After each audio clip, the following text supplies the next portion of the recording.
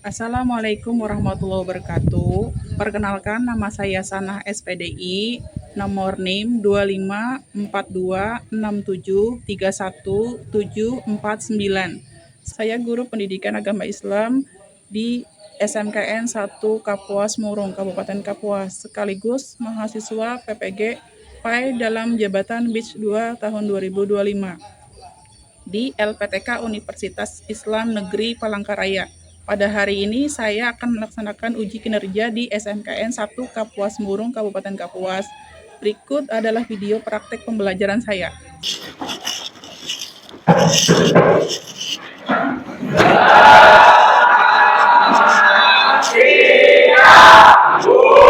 Selamat siang, silakan duduk.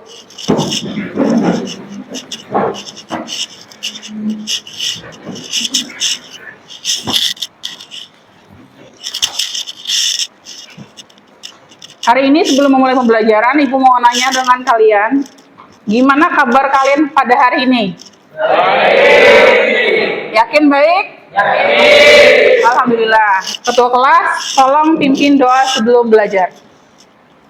Sebelum kita belajar, baiknya kita berdoa yang doa mulai.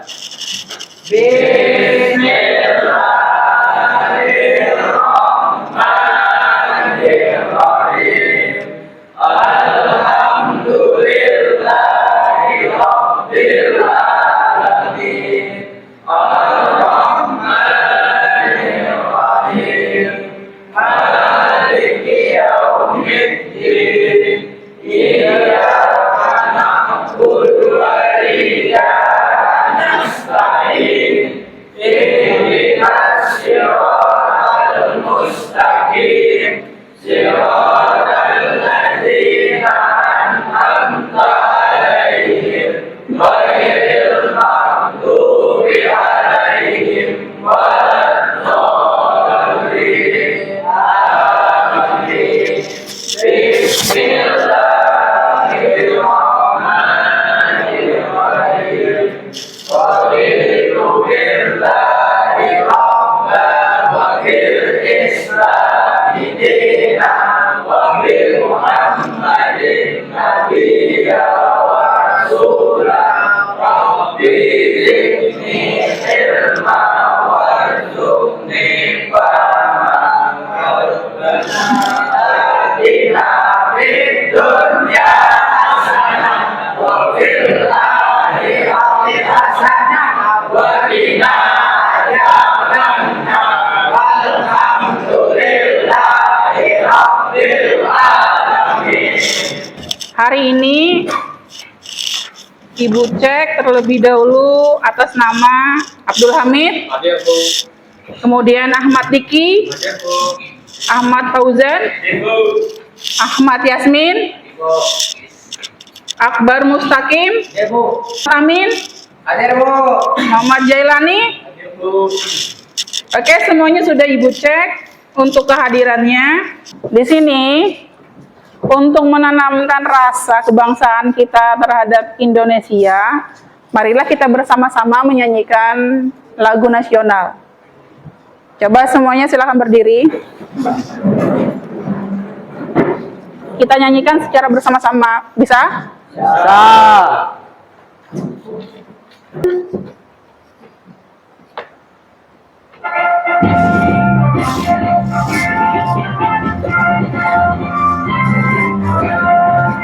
Negara Pancasila, akulah pendukungmu. Patriot proklamasi, sedia berkorban untukmu. Pancasila dasar negara, rakyat adil makmur sentosa, pribadi bangsaku. Ayo maju, maju, ayo maju, maju, ayo maju, maju.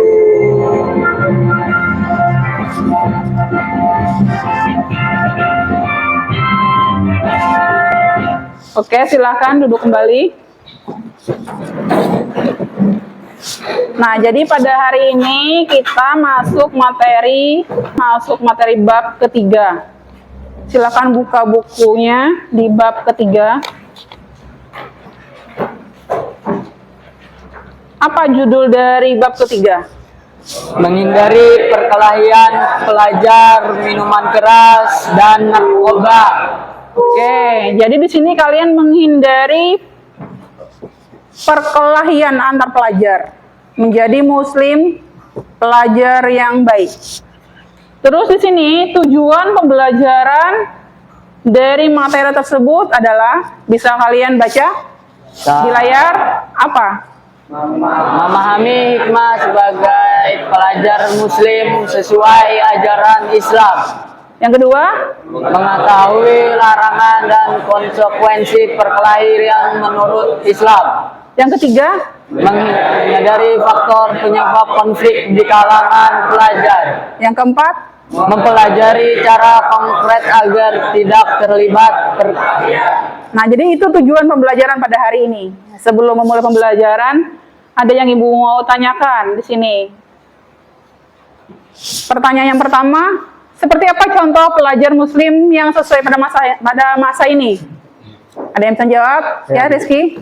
seperti menunaikan ibadah sholat 5 waktu, rajin mengaji, dan taat kepada kedua orang tua dan guru. Betul. Kemudian, pertanyaan yang kedua, pernahkah kalian mengalami perkelahian? Pernah. Apa sebabnya? Bullying. Saling mengejek. Ada lagi? Bercanda, Apa? seperti bercanda. Iya.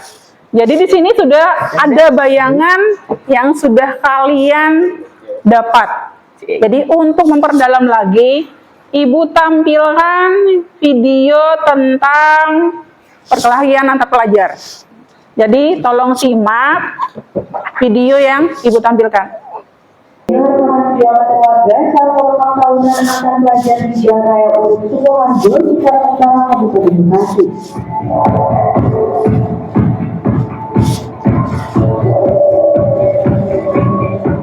Ternyata pelajar menggunakan sepeda motor melakukan penyerangan terhadap kelompok lain.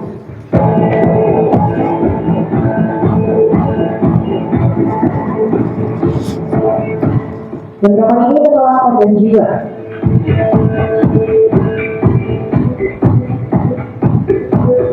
Dua pelajar bernama Wahyu dan Afgan tewas akibat luka sabetan senjata tajam.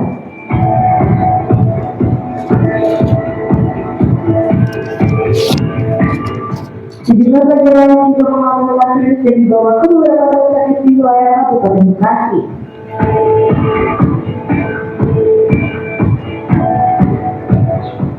Seorang pelajar yang mengalami luka mengaku ikut dalam tawuran tersebut bersama puluhan temannya.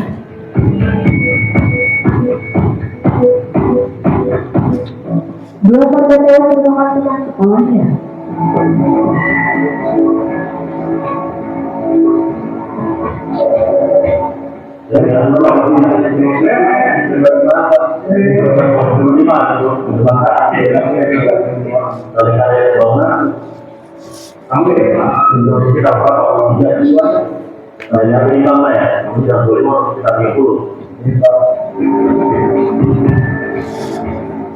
Itu baru dari suami kami.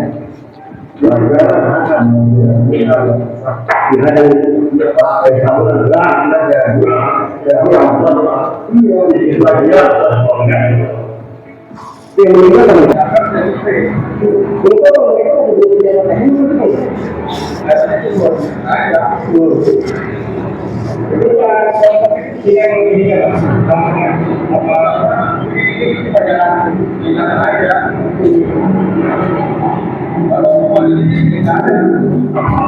Jadi sampai di sini sudah kalian lihat tayangan video yang sudah Ibu tampilkan. Apa yang bisa kalian temukan dari video yang sudah Ibu tayangkan? Ada yang bisa jawab? Ya, Rizky. Tawuran terjadi karena adanya konflik antara sekolah, Bu. Tawuran terjadi karena ada konflik. Sebabnya apa? Dendam. Oke, jadi sudah ada bayangan untuk materi ini dari melihat tayangan video. Sekarang Ibu jelaskan sedikit tentang dari materi ini. Di sini yang pertama definisi pembelajaran Muslim. Ada yang pertama, apa arti muslim dan pelajar muslim. Kemudian yang kedua, kewajiban dan akhlak yang harus dijaga sebagai pelajar muslim. Terus yang ketiga, nih, diperkuat oleh ayat Al-Quran dan hadis bagi kita pelajar muslim, apalagi pelajar muslim yang beragama Islam. Kemudian di sini pengertian dari definisi pelajar muslim yaitu apa? 1. Taat beribadah. Betul, seperti jawaban yang pertama tadi. Kemudian yang kedua, berakhlak baik. Kemudian ketiga, berprestasi dan rajin menuntut ilmu. Seperti kalian, menuntut ilmu dan juga berprestasi. Kemudian yang nomor 4, menjauhi perbuatan tercela. Dan yang nomor 5, bermanfaat bagi orang lain. Itu dari pengertian atau ciri-ciri pelajar muslim yang baik. Nah, kemudian di sini setelah kalian mengetahuinya, diperkuat dengan landasan hukum Islam. Yang pertama apa landasan hukumnya? Sudah jelas terpampang di layar. Yang pertama apa?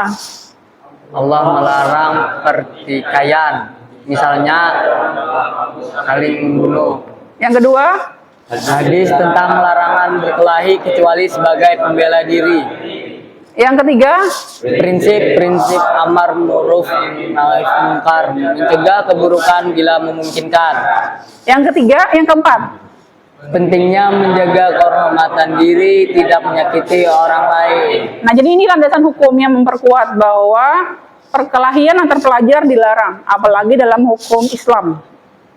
Nah, yang berikutnya, nih, apa itu yang dimaksud dengan perkelahian? Di sini sudah dijelaskan definisi perkelahian. Perkelahian yaitu adalah pertengkaran atau adu fisik antar individu, baik 2 orang atau lebih. 2 orang nanti kan berkelahi. Nanti kalau banyak, tawuran bahasa kerennya. Kemudian di sini kalau tawuran, perkelahian massal antar kelompok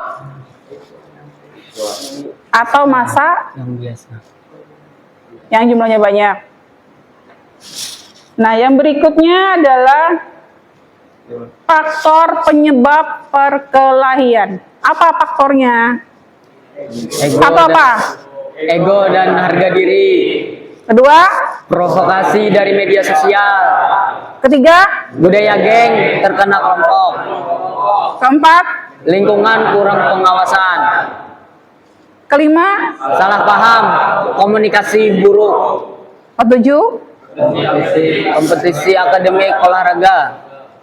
kedelapan, Masalah pribadi, keluarga, dan yang ekonomi. terakhir apa?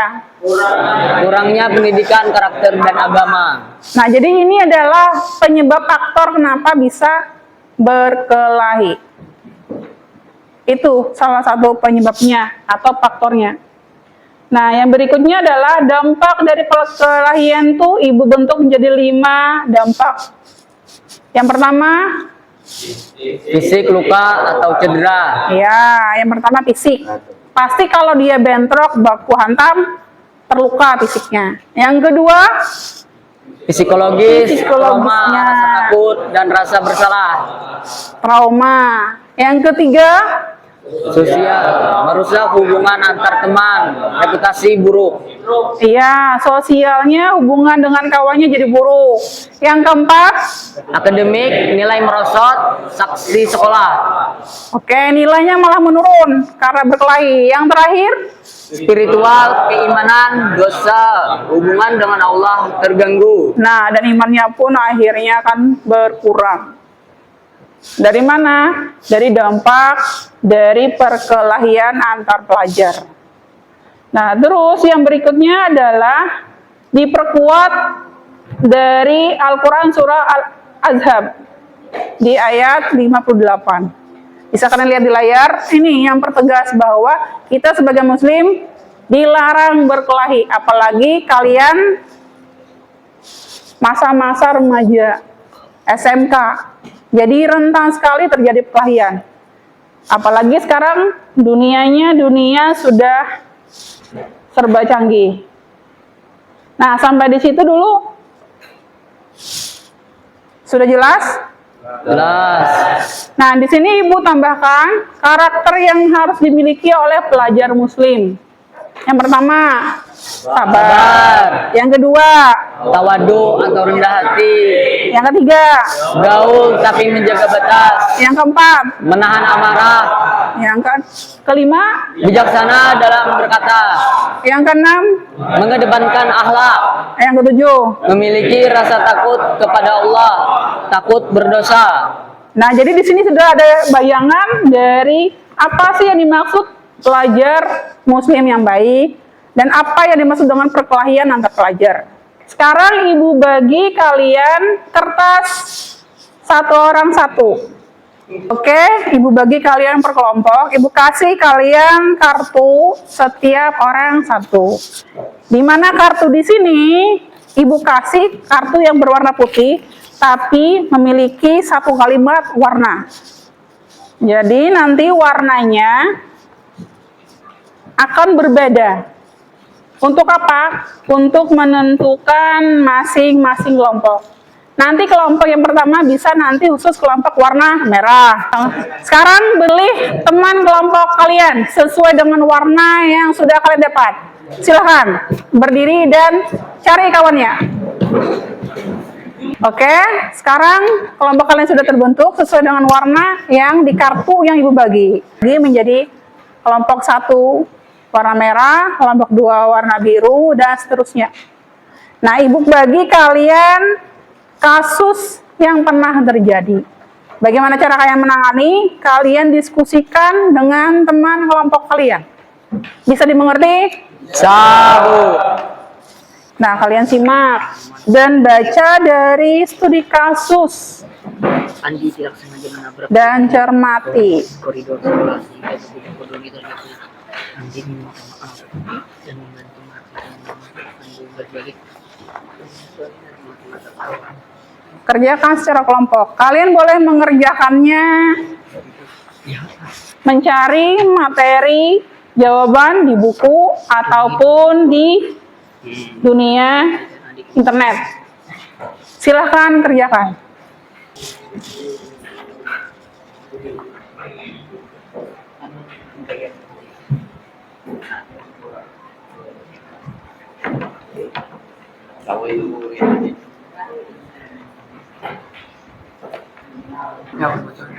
Oke, gimana? Sudah selesai untuk menangani studi kasusnya? Sudah, Bu. Sudah. Kelompok siapa yang mau maju duluan? Kelompok 4, Bu. Oke, kelompok 4 silakan maju ke depan.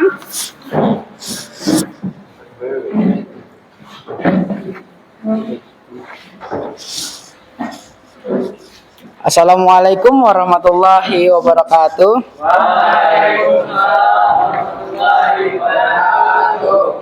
Tugas kelompok 4 yang bernama anggota Aldito Rehanadin, Taufikur Rahman, Abdul Hamid, Surijana, Rizky Al-Fauzi. Studi kasus. Seorang siswa pendiam bernama Dapa sering menjadi korban perundungan verbal oleh kelompok siswa populer. Mereka sering mengejek fisik Dapa sehingga membuat Dapa merasa tertekan. Puncaknya, Dapa yang sudah tidak tahan akhirnya melawan salah satu pembullying dan terjadi perkelahian. Dapa mengalami luka memar, sementara siswa yang merundung terkejut dan menganggap Dapa yang mulai masalah. 1. Mengungkap akar masalah. Bagaimana cara guru BK atau tim disiplin menggali informasi secara objektif untuk mengetahui bahwa perkelahian ini bukan hanya masalah biasa, melainkan berakar dari perundungan. Jawaban, melakukan wawancara secara terpisah dengan Dava, pelaku perundungan, dan saksi mata yang netral. 2. Pendekatan korban dan pelaku. Strategi apa yang harus diterapkan untuk menangani Dapa sebagai korban dan siswa yang merundungnya sebagai pelaku? Jawabannya 1. penyelidikan mendalam, mengidentifikasi pola perilaku pelaku perundungan di masa lalu, kolaborasi bekerja sama dengan wali kelas dan guru lain untuk mencari informasi tentang riwayat interaksi DAPA dan kelompok tersebut.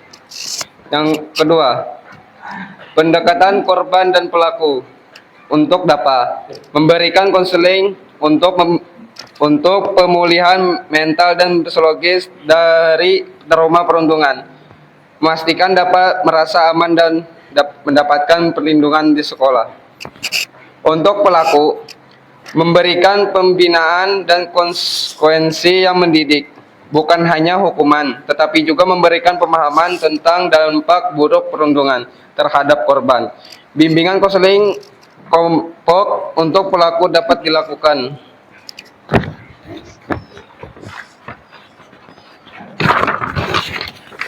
Yang ketiga, pencegahan perundungan. Langkah apa yang dapat dilakukan sekolah untuk menciptakan lingkungan yang aman dan bebas dari perundungan, sehingga kasus serupa tidak terulang? Jawaban, langkah pencegahan perundungan. Yang pertama, mengimplementasikan program anti perundungan secara rutin. 2. Memilih dan melatih agen perubahan dari kalangan siswa untuk menjadi teladan anti perundungan.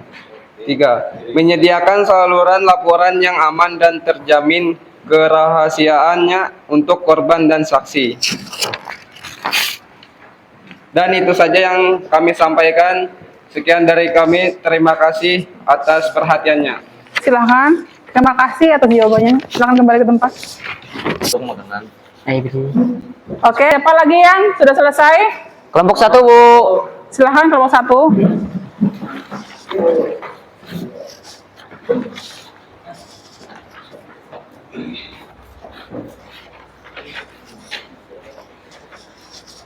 Assalamualaikum warahmatullahi wabarakatuh.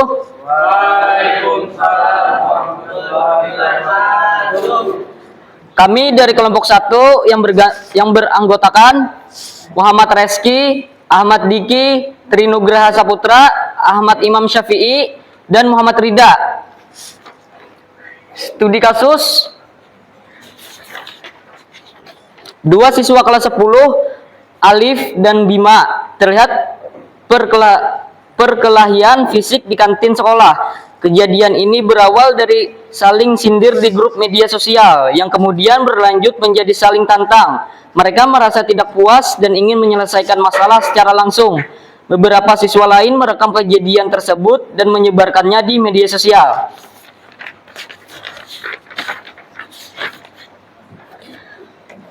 Pertanyaan pertama, analisis faktor pemicu. Apa saja faktor pemicu yang menyebabkan perkelahian antara Alif dan Bima? Selain perkelahian itu sendiri, apa dampak negatif lain dari penggunaan media sosial yang salah pada media sosial dalam kasus ini?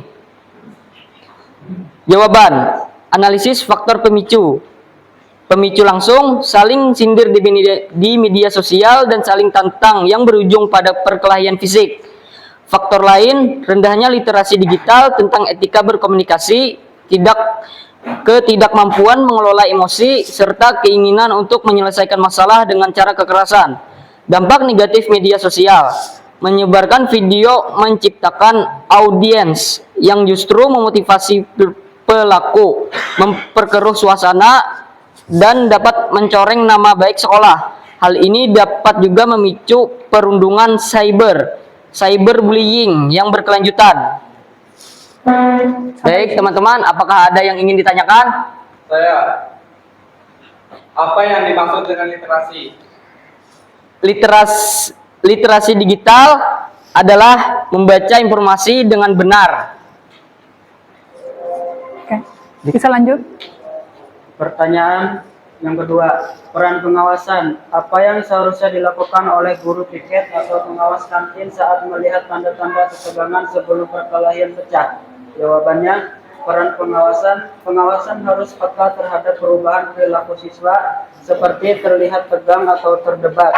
Intervensi lisan secara langsung seperti memisahkan dan menenangkan kedua siswa sebelum perkelahian pecah. mencatat nama siswa yang terlibat dan melaporkannya kepada pihak yang berwenang.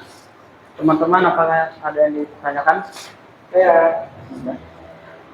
Siapa pengawas berwenang yang ada di sekolah?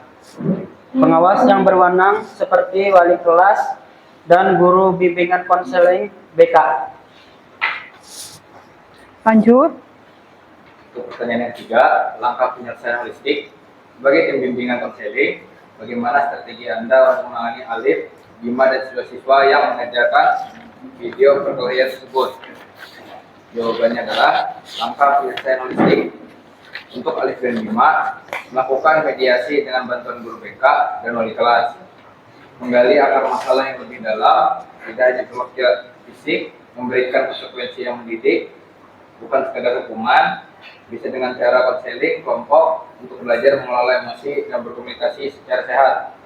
Teman-teman, apa yang ditanyakan?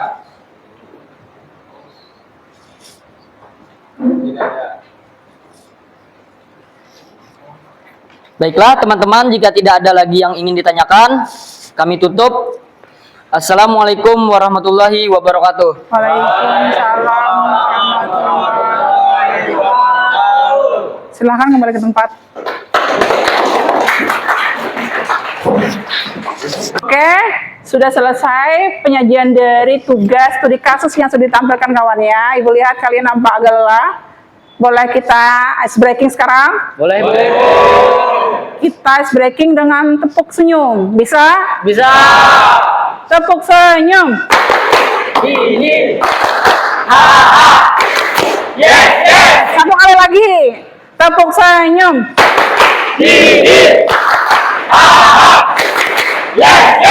Oke, terima kasih. Oke, sampai di sini materi yang sudah Ibu jelaskan ke kalian, di mana kalian sudah menyelesaikan kasus-kasus pada masing-masing kelompok.